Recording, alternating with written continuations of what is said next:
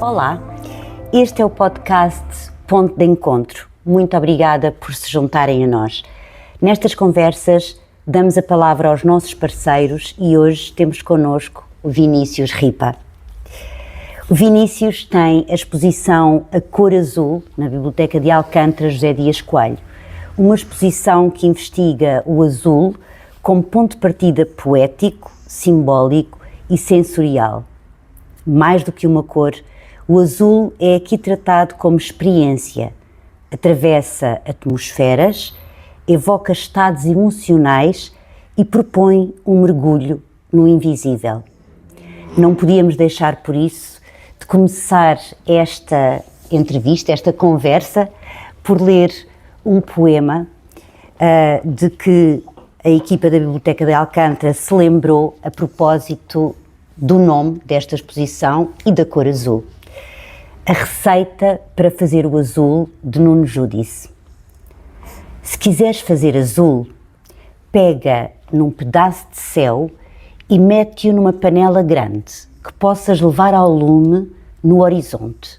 Depois, mexe o azul com o resto de vermelho da madrugada até que ele se desfaça. Despeja tudo num bacio bem limpo, para que nada reste das impurezas da tarde. Por fim, peneira um resto de ouro da areia do meio-dia até que a cor pegue ao fundo de metal. Se quiseres, para que as cores se não desprendam com o tempo, deita no líquido um caroço de pêssego queimado. Vê-lo-ás desfazer-se, sem deixar sinais de que alguma vez ali o puseste, e nem o negro da cinza deixará um resto de ocre na superfície dourada. Podes então levantar a cor até à altura dos olhos e compará-la com o azul autêntico. Ambas as cores te parecerão semelhantes, sem que possas distinguir uma e outra. Assim o fiz eu, Abraham ben Judá ibn Haim, iluminador de Olé, e deixei a receita a quem quiser algum dia imitar o céu. É um poema lindíssimo sobre o azul. Lembrámos-nos também do título de um livro e também de um excerto de um poema do Manuel de Barros, que dizia: para encontrar o azul eu uso pássaros. É também muito bonito. Incrível. Portanto, o azul, de facto, convoca-nos esta experiência sensorial, este lado poético. Mas antes de passarmos aqui à exposição, vamos só conhecer um pouco mais o Vinícius. Exato. O Vinícius é um artista visual com uma pós-graduação em Arte e Educação pela Faculdade Paulista de Artes, em 2019. Tem uma licenciatura em Artes Visuais pela Universidade de Brasil, em 2018, e desde 2015 atua no meio artístico como artista visual e grafiter em pesquisas artísticas relacionadas com candomblé, imigração e experimentações com diversas técnicas. Expôs em nome próprio, Meu Nome é Ripa, 2020, Vinícius Ripa é uma farsa, 2023, em Suzano, no Brasil, Meu Ateliê é a Rua, 2024, Lisboa, e agora A Cor Azul, 2025, Lisboa. A exposição apresenta um panorama da produção de Vinícius Ripa, que inicia a sua pesquisa em 2023 sobre temas como a imigração em massa e as suas consequências, o meio ambiente e o candomblé. Olá, Vinícius. Olá. Bem-vindo ao podcast Ponto de Encontro. É um prazer ter-te aqui connosco para falarmos um pouco sobre o teu percurso, sobre o teu processo criativo, sobre a tua obra. Muito obrigado. Para começar, fala-nos um pouco de ti. Como é que surgiu a tua vontade de pintar? Como é que te iniciaste neste percurso da pintura? Muito prazer, muito obrigado por estar presente aqui. E pronto, eu comecei, acho que como toda criança, tinha limiado de uns 4 aninhos, minha mãe sempre fala que eu sempre apanhava os lápis de cor azul, eu sempre ia nas cores azuis, gostava muito de desenhar, eu era uma criança muito agitada, e minha mãe tentou colocar em esportes, em taekwondo e futebol, nunca deu certo, até um dia que eu fiz uma oficina de desenho na cidade de Suzano, onde eu vivia mais boa parte da minha vida. E ali eu achei incrível, porque eu consegui fazer meu primeiro desenho de uma casa em perspectiva. Então eu vi que aquilo era possível, não era fácil, mas necessitava de uma prática. E fui buscando outras possibilidades, até que eu encontrei uma oficina de grafite, que essa minha cidade também oferecia. E ali foi onde eu me encantei, que ali eu comecei a pegar a primeira lata de spray, aí eu fui pra rua, e aí pronto, aí as coisas deslancharam, foram correndo naturalmente. Eu já vi o grafite na rua, só que pra mim era uma coisa muito distante da minha realidade. Eu nunca vou conseguir fazer isso. E aí eu tive esse curso, eu vi que existia a possibilidade que eu conseguia fazer, aprendi as técnicas, comecei pra rua. Comecei a pintar na rua, com quase 100% das vezes sem autorização nenhuma, chegava na casa da pessoa, falava, posso fazer um desenho no seu muro? E aí foi conversando e as coisas foram crescendo. Ali em meados de 2015 foi quando eu comecei de uma forma mais profissional, foi que eu considero, porque quando eu comecei a ganhar dinheiro com isso. Na altura não foi quase nada, mas foi dinheiro para comprar minha primeira escada. E aí foi crescendo, e aí estamos aí hoje, aí, brincando com o azul. Brincando com o azul. Há alguma influência, algum artista que te tenha marcado profundamente? Cara, dizer um só não conseguiria dizer, porque foram muitos. Desde dos artistas que eu tinha um convívio na minha cidade, até os artistas mais famosos, que a gente vai ter em livros de história da arte e tudo mais. Acho que foi muito influenciador para mim. Mas eu acredito que teve talvez um ou dois que me chamou muito a atenção. Eu acho que o principal foi o Van Gogh, por conta da Noite Estrelada, da quantidade de azul que tem naquela obra. Acho que para mim hoje um dos principais seria o Van Gogh e a Frida Kahlo. Mas a Frida muito mais por conta da história de vida que ela teve, certo, e todo o processo artístico que ela teve, porque às vezes a gente pensa que a arte é uma coisa que tem que ser bela aos nossos olhos. E acho que para mim o maior erro hoje do público geral é achar que a arte só tem que ser bela. Se você olha para um trabalho e aquilo te incomoda de alguma forma, aquilo já é arte. Então, eu acho que isso que é o papel da arte hoje em dia. O que é que te leva a criar? O que é que te motiva? Complicado. Eu acho que hoje, nessa minha pesquisa, o que mais me influencia a criar é aquilo que está me incomodando. Então, às vezes, vai ser alguma coisa que eu vejo na rua, vai ser alguma coisa que eu vejo em mim, vai ser alguma coisa que eu vejo no meio social que eu estou vivendo. Então, eu acho que o que me motiva hoje é isso. É não deixar me matar aos poucos pelas coisas que a gente acaba vendo na rua e por assim se vai. E especificamente aqui sobre a cor azul, o que é que gostavas de nos dizer sobre esta exposição, para quem ainda não a viu? Essa exposição, ela começou como um projeto para apresentar realmente essa produção que inicia em 2023, que é quando eu venho morar em Lisboa. E eu começo a observar as coisas os problemas que realmente hoje há em Portugal, principalmente em Lisboa, mas são problemas que existem em qualquer cidade metropolitana. Essa exposição, ela começou com um projeto de apresentar isso, seria uma exposição única, só que começou a surgir a possibilidade dela ser itinerante, dela começar a correr certos lugares, que eu acho que era importante ela estar e ser vista, né, esses trabalhos serem vistos, né, por outras pessoas, porque às vezes eu acho que fica muito centralizado a arte. Como é que tu descreverias o teu processo criativo? Algum ritual que te ajude? O processo criativo hoje ele é um pouco complexo. Ele parte a partir da fotografia. Então eu faço a foto daquilo que vai me servir de referência. Isso eu digitalizo, fazendo o desenho digital, a pintura digital. Da pintura digital ela vai para o analógico, que vai se transformar numa tela, numa pintura em papel ou em algum outro suporte que eu vou ter. Mas resumindo é isso. É fotografia, pintura digital e vai para o analógico. Costumas ter bloqueios criativos? Muito. Como é que lidas com eles? Muito. Eu estava recentemente, até um mês e meio atrás, eu estava com um brutal que durou quase um ano. Não conseguia produzir nada, porque isso influencia a questão da minha rotina hoje. Eu hoje aqui em Lisboa sou gerente de uma restauração, então a pressão, os problemas, as coisas que têm que ser lidadas são muito complicadas. Então para você chegar hoje, para eu sentar e pintar uma obra, eu não consigo fazer isso em uma hora. Por mais que o processo de pintura é uma hora, só que até eu pensar, para a cabeça estabilizar, não consegue. Então isso é o meu maior problema hoje, é o bloqueio criativo, principalmente esse último aí que durou aí quase um ano. E que estratégias o que é que aconteceu? Como é que desbloqueaste? Não sei te dizer mesmo realmente qual foi a fórmula mágica para ele desbloquear, mas eu tive um professor na faculdade chamado Valério da Luz, e ele me ensinou uma coisa que eu ensino para todas as pessoas que eu encontro relacionado à arte, que é produzir. Se vai ficar bom ou se vai ficar ruim, produza. Produza o quanto tempo quando você puder. E foi o que eu fiz.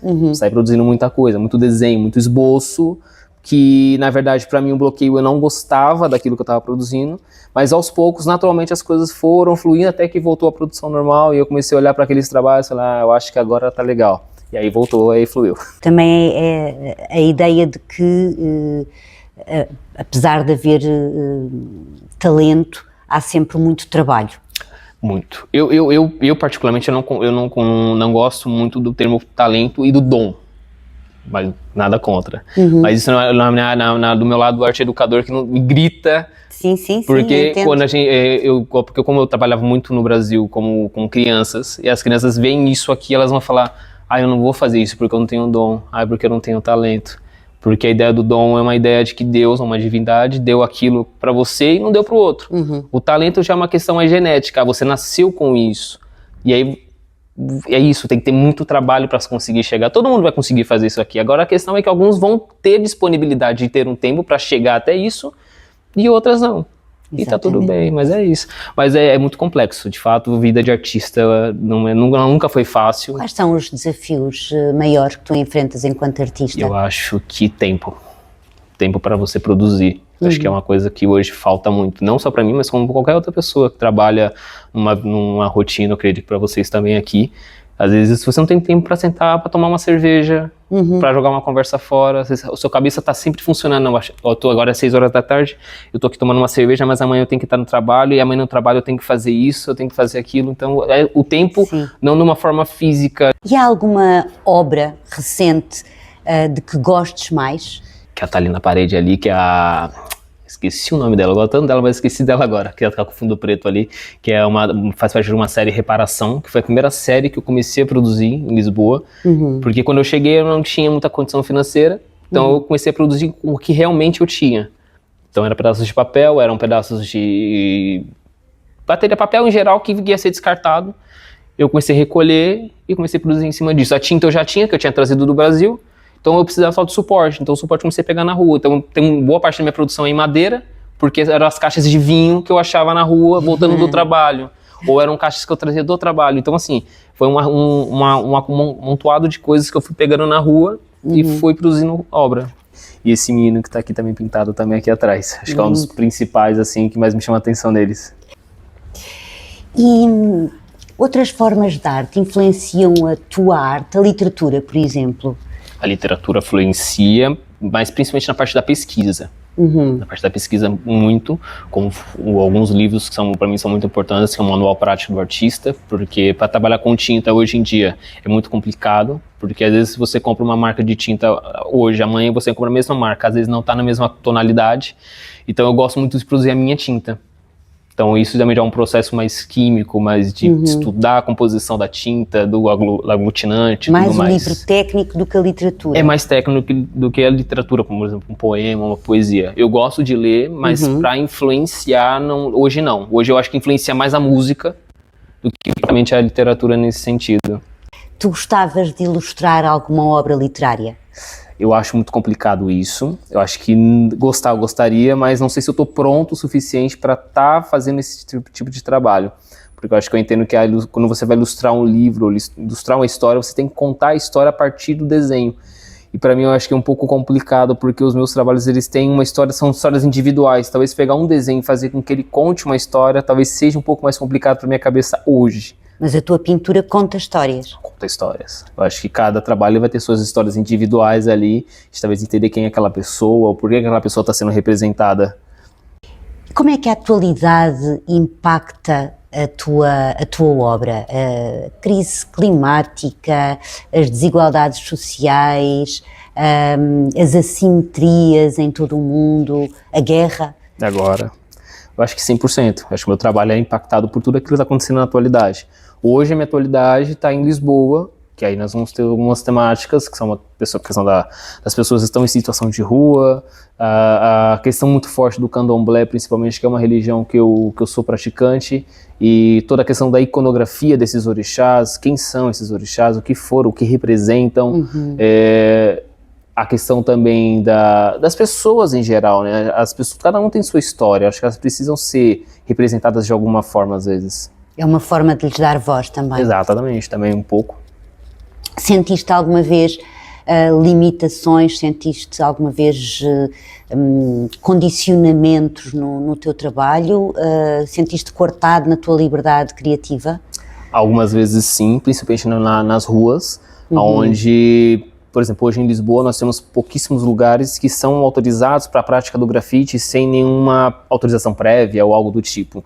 Um exemplo é o Street Park de Lumiar, que você pode chegar lá e pintar o que você quiser sem nenhum tipo de grande problema. Eu acho que esse hoje é a minha maior limitação, é não ter um espaço onde eu possa ir na rua pintar. Eu tenho dois caminhos, ou eu vou fazer ilegal ou eu não vou fazer. Então isso é uma coisa muito complicada hoje em dia. Ou vem-se expor na Biblioteca de Alcântara José Dias Coelho. Exatamente. Mas aí já é uma outra estrutura, uma outra logística. Para chegar aqui e pintar uma obra dessa na parede já é uma outra proporção, uma outra ideia. Não, eu disse isto porque as bibliotecas públicas ainda são de facto esses redutos de espaços democráticos. E são necessárias. Onde é possível acolher artistas emergentes. Com toda certeza. E é necessário ter mais. Já temos bastante, mas precisamos ter mais ainda.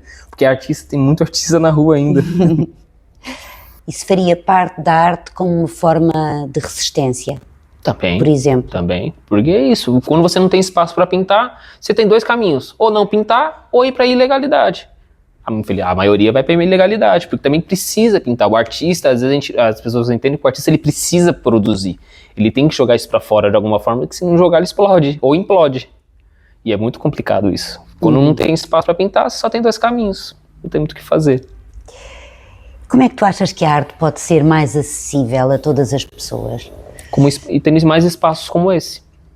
Mais espaços como esse, porque se você consegue ter mais espaços, lugares como esse para uma exposição, ou por exemplo o Street Park de Lumiar, são espaços que, lógico, não é só chegar e vamos pendurar o quadro aqui, vamos fazer acontecer. O artista também tem que se profissionalizar, talvez no sentido de saber apresentar a sua proposta, vender o seu peixe. Então é simplesmente eu chegar e vou sair pendurando os quadros na parede, eu vou chegar, vou pintar, talvez tem que ter um projeto, algum sistema político ou até de organização, para que receba esses artistas e consiga direcionar. Tem mais, lógico, não é só direcionar, tem que ter mais espaços para se realizar uma exposição, ou às vezes uma pintura na rua, coisas assim do tipo. Mas eu acho que seria o primeiro passo, ter mais espaço. E achas que as redes sociais podem ter aí também um papel relevante na democratização da arte? Bastante, porque hoje, de fato, todo mundo tem acesso a um Instagram, a um Facebook, ou até mesmo o próprio TikTok, outras redes sociais que começam a surgir agora, e às vezes por não ter muito espaço, não é todo mundo que consegue visitar um museu hoje em dia, por diversos motivos. Às vezes pelo Instagram do artista ele vai conseguir acompanhar alguma coisa, então isso também já é uma ferramenta também de visibilidade. Vinícius, como é que tu vês a relação entre a arte e a inteligência artificial? É uma coisa muito nova, uma coisa muito recente, a inteligência artificial acho que em geral. Hoje, para mim, é um início de um processo de esboço, começar a mesclar a inteligência artificial para a criação de referências de rostos, para depois se transformar isso na pintura. Que aí volta naquele processo criativo que eu tenho. Porque às vezes na rua, para fotografar uma pessoa, às vezes é um pouco inconveniente você pedir para ela, olha, posso tirar uma foto sua? Ou pior ainda, tirar sem autorização. Então é um processo muito complexo. Então a ideia é trabalhar, ou criar uma série ou algo do tipo que trabalhe somente com a inteligência artificial. Eu já fiz alguns estudos sobre isso, e para mim ainda é um pouco novo. Eu sou quase um senhor já de idade, para essas coisas já não tenho uma dificuldade ainda. Porque eu acho que é muito complicado, porque hoje qualquer um chega lá, mete lá uma mensagenzinha no chat GPT, ele cria para você uma imagem da arte do jeito que você quer, na técnica que você quer. E hoje em dia, por exemplo, tem projetos no Brasil que estão sendo proibidos qualquer tipo de arte com ligação à inteligência artificial. Então é uma coisa muito complexa ainda para esse universo ainda.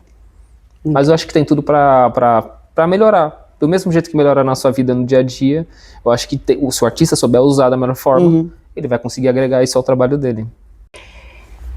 Se houvesse uma mensagem que tu gostasses de passar, porque pode não haver, mas se houver, que mensagem seria essa? Através da tua arte. Uma mensagem? Eu acho que tem várias, na verdade. Mas eu acho que é a questão do respeito, do respeitar o outro. Não respeitar só no sentido de cidadania, mas eu acho que no sentido de respeitar a orientação sexual da pessoa, as condições físicas e financeiras da pessoa, se ela é uma pessoa imigrante, se ela não é, eu acho que é o respeito. Respeitar a humanidade da pessoa. Respeitar o próximo, é simples. Porque se a gente tivesse respeito ao próximo, muitos problemas não aconteceriam hoje em dia. Talvez a guerra que está acontecendo agora não estaria tendo problema, se cada um cuidasse da sua própria vida. E que conselho é que tu darias a artistas que estão agora a começar, artistas emergentes? Estuda muito, porque a vida de artista realmente não é fácil, não é fácil mesmo. Hoje viver de arte é para pouquíssimos que conseguem não precisar trabalhar num trabalho tradicional. Então é estudar, ter uma outra fonte de renda, para não depender só da arte, porque se você depender só da venda de obras, pode dar muito certo, tomara que dê certo, mas a realidade infelizmente não é essa. Então você precisa ter uma fonte de renda para pagar teu material e tenta organizar a tua vida para você não sofrer burnout, se você não ter um estresse por um processo criativo, e estudar e produzir muito, o máximo que você puder produzir, é o máximo, é produzir atrás de produção atrás de produção. Vinícius, para além das pessoas que vêm com certeza ver a tua exposição, de que outras formas é que as pessoas podem acompanhar o teu trabalho? Hoje pelo Instagram, acho que é o mais fácil, onde tem tudo, tanto já um projeto daquilo que eu disse um pouco antes, de explicar dessas obras, uma explicação sobre cada obra, que é o Instagram, que é o @_ripa_. É o mais fácil ali, o mais direto. Tens outros projetos já assim na manga? Tenho bastante, tenho dois projetos, um é de exposição e o outro são de projetos um pouco mais avançados, que seria essa ideia do mini documentário, mas ainda está tudo no papel. A gente está tentando ainda organizar tempo, organizar várias questões para começar a acontecer também, porque essa outra exposição ela já é uma coisa totalmente diferente disso aqui, já não vai ser tanto pintura, é mais fotografia, daquilo que eu faço na rua, a ideia é trazer isso da rua para dentro de espaços expositivos, mas é isso. Boa. Então, antes de terminarmos, podes sugerir-nos 3 livros que te tenham marcado e que consideres que seria importante os outros lerem? Para mim, os principais, a História da Arte, do Ernest Gombrich, que eu acho que não está cá, o Manual Prático do Artista, do Ray Smith, e Mitologia dos Orixás, do Reginaldo Prandi. Para mim, são os principais que basaram a minha produção, tanto na faculdade, quanto hoje na produção artística. Este também está no nosso catálogo. Exato. Esses daí Mitologia são incríveis. dos Orixás. Muito bem, foi um gosto. Muitíssimo obrigado pela oportunidade. Ter-te aqui connosco, estar a conversar contigo, conhecer um pouco mais do teu percurso, da tua obra. Ficamos à espera das obras do futuro, sim, das exposições do futuro. A exposição A Cor Azul do Vinícius Ripa pode ser visitada até ao dia 27 de Abril na Biblioteca de Alcântara José Dias Coelho.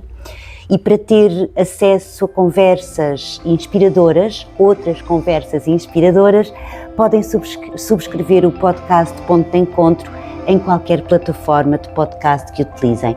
Muito obrigada e até breve. Obrigada, Vinícius. Muito obrigada.